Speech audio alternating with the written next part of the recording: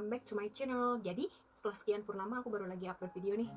Karena udah mau cusok, jadi akhir-akhir ini tuh pabrik lagi banyak-banyak yang lembur, jadi gak ada waktu buat bikin video guys. Oh ya guys, kali ini aku mau cerita suka duka perjalanan aku bisa sampai ke Korea. Awal mulanya aku kenapa mau kerja jauh-jauh dari keluarga, jauh-jauh rantau gitu. Padahal di Indonesia juga banyak kerjaan. Nah, tadi aku ceritain. Jadi mau gak mau ya aku harus pergi ke Korea gitu loh. Karena ya itulah satu-satunya cara biar aku bisa mengangkat derajat keluarga. Kenapa? Gak di Indonesia aja, di Indonesia aja kan banyak kerjaan yang bagus. Nah itu dia, di Indonesia tuh susah cari kerja. Kemudian umur aku juga semakin bertambah. Aku pengen investasi waktu aja ke Korea, karena di Korea itu mungkin apa ya, lebih cepat mengumpulkan uang dibanding di Indonesia. Ya intinya banyak hal yang harus aku pikirin, banyak hal yang aku harus wujudin demi keluarga gitu. Oke, mulai dari sini ya. Jadi awal aku daftar ke Korea itu 2016. Karena syarat utama untuk bisa kerja ke Korea itu kan harus lulus ujian F-Topic ya. Kalian bisa lihat di web, di Google, program G2G Korea. Nah guys, jadi perjalanan aku tuh panjang banget. Aku harus melalui banyak rintangan gitu selama menuju ke sini gitu loh. Selama proses-proses aku itu banyak bebatuan, banyak banget rintangan yang harus aku lalui. Dan yaitu satu-satunya biar aku tetap kuat adalah apa, niat dalam hati aku tuh udah bulat banget. Karena apa guys, ke Korea itu nggak boleh setengah-setengah. Karena kalau setengah-setengah ya ambiar gitu loh. Kalau misalkan kalian menemukan kegagalan di tengah-tengah gitu, kalian pasti nyerah kalau setengah-setengah. Nah aku ini harus 3 kali ngelewatin ujian biar bisa masuk ke Korea gitu loh guys. 2016 awal itu aku masuk LPK di Cianjur, aku belajar langsung dari orang Koreanya. Guys, 2016 itu nggak ada ujian kalau nggak salah ya. 2016 itu nggak ada ujian dan mengharuskan aku harus ikut ujian tahun depan, karena untuk proses ke Korea itu ujiannya 1 tahun sekali. Dan pertama kali aku ujian itu 2017. 2017 itu masih sistem apa ya, PBT. PBT itu jadi maksudnya masih ujiannya tulis belum komputer gitu, dan disitu aku masih gagal. Aku coba lagi di ujian tahun berikutnya. Karena apa? Rasa penasaran aku itu tinggi banget gitu ya. Maksudnya aku cuma pengen lulus aja gitu. Nah 2018 kemudian aku nyoba lagi, itu udah sistem komputer dan aku masih gagal guys. Bayangin aja, aku terus-terusan belajar karena ya belajar bahasa Korea itu susah-susah gampang lah gitu. Jadi kalau misalkan kayak kita aja karena harus dipakai sehari-hari gitu kan. Dan perjalanan aku pun aku sering pulang pergi ke Kuningan, jadi nggak sempet untuk belajar. Karena gimana ya, kalau nggak belajar di sekolah itu kayaknya nggak efektif gitu kan. Jadi selama perjalanan aku ke Korea itu, selama perjalanan aku ikut ujian itu juga harus banyak rintangan banget, karena dari waktu ke waktu juga aku ngabisin banyak uang, ngabisin banyak tenaga pikiran. Jadi kan karena uang aku sedikit, aku harus pulang ke Kuningan gitu kan, karena nggak mungkin juga aku bertahun-tahun ngekos di Cianjur gitu kan demi bisa belajar di Korea, maksudnya demi bisa belajar di sekolah. Karena aku nggak bisa ngomong nih guys kalau depan kamera, jadi maaf ya agak sedikit terbata-bata. Dan untungnya aku tuh punya partner hidup ya, insya Allah buat partner hidup gitu yang sedia buat kanterin aku kemana-mana gitu kan, dari nol lah gitu. Nah dari situ kenapa aku bisa terus-terusannya itu juga termasuk apa ya, faktor pendukung aku bisa sampai di sini. Karena tanpa dia juga aku nggak bakalan ada di sini. Jadi mau siapa yang mau nganterin aku ke sana ke sini, karena ujian verifikasi apapun lah sering banget aku bolak-balik itu siapa yang nganter gitu kan. Karena ya aku tuh seorang penakut dan ibu aku juga terlalu khawatir sama aku tadinya ya. Kalau aku kemana-mana, kalau aku dari rumah, dari Kuningan ke Cianjur itu kan harus ngerental mobil gitu kan. Satu kali rental mobil kan habis berapa kan gitu. Jadi ya banyak ngeluarin, borosnya dari situ sih sebenarnya. Kalau belajar itu di sekolah ya murah menurut aku gitu kan, apalagi belajarnya sama orang Korea langsung gitu, jadi cepet masuk ke otak gitu.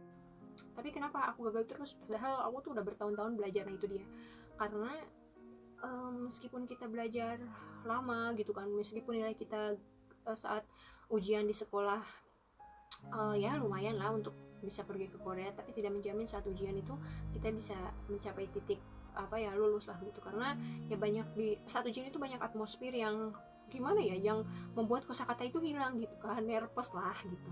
Nah akhirnya 2019 aku coba lagi coba lagi, dan ternyata alhamdulillah ya Allah, nilai aku bisa sampai lulus gitu kan, meskipun nilai aku minim loh. Nilai aku tuh di antara teman-teman yang lain aku paling minim, dan aku tuh masih pesimis gitu kan, masih pesimis buat bisa lulus gitu, karena ujian itu kan ada dua, ujian komputer sama ujian skill gitu kan. Jadi aku tuh harus ngelewatin 2 ujian gitu untuk bisa sampai benar-benar lulus gitu.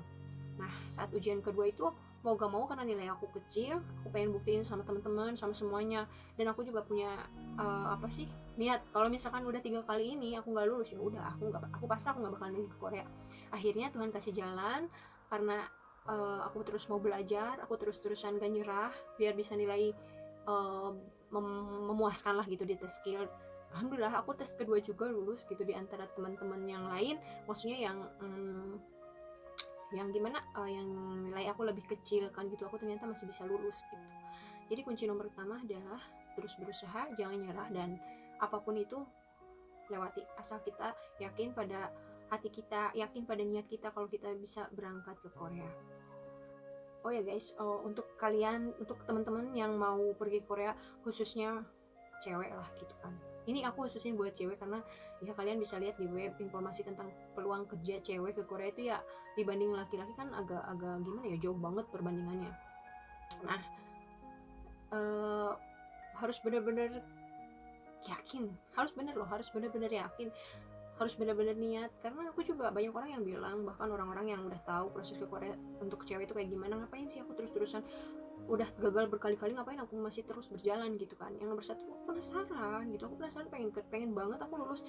Aku tuh niatnya cuma gini, yang terakhir kalinya aku ujian, kalau misalkan 3 kalinya aku nggak lulus, ya udah aku pasrah, aku nggak bakalan lagi, ya maksudnya aku sudah sampai di sini aja gitu. Dan ya alhamdulillahnya Allah tuh kasih aku kesempatan buat bisa pergi ke Korea gitu kan.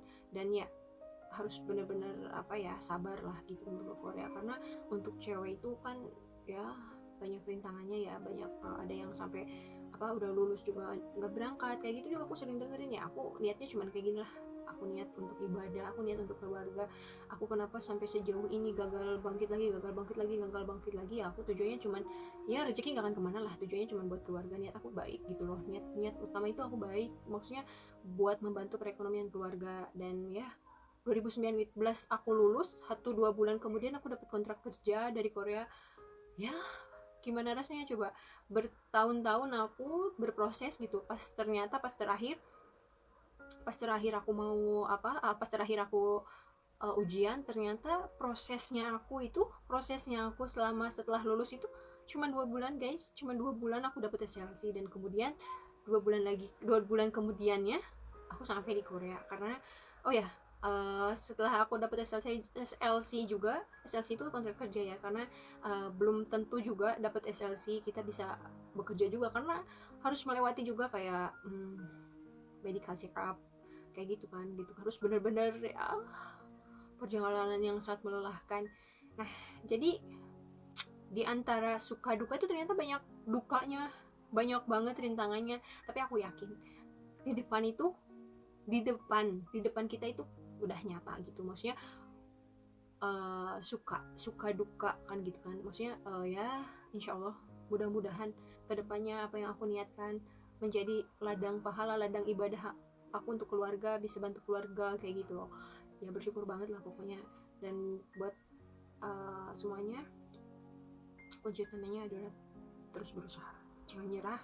Selama kalian punya keyakinan sama mimpi kalian, selama kalian punya niat yang baik, terus berusaha. Dan meskipun kalian gagal atau apa, jangan pernah mengeluh, karena apapun yang ada dalam pikiran kita, apapun yang kita lakukan itu pasti akan berdampak pada kehidupan yang nyata.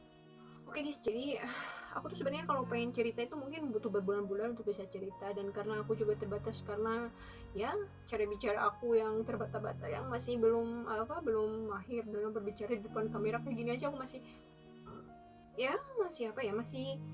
masih nggak bisa gitu, malu gitu kan, karena kan seorang pemalu lah gitu. Yaudah guys, jadi sekian aja cerita dari seorang yang punya mimpi. Assalamualaikum warahmatullahi wabarakatuh. Mohon maaf lahir batin.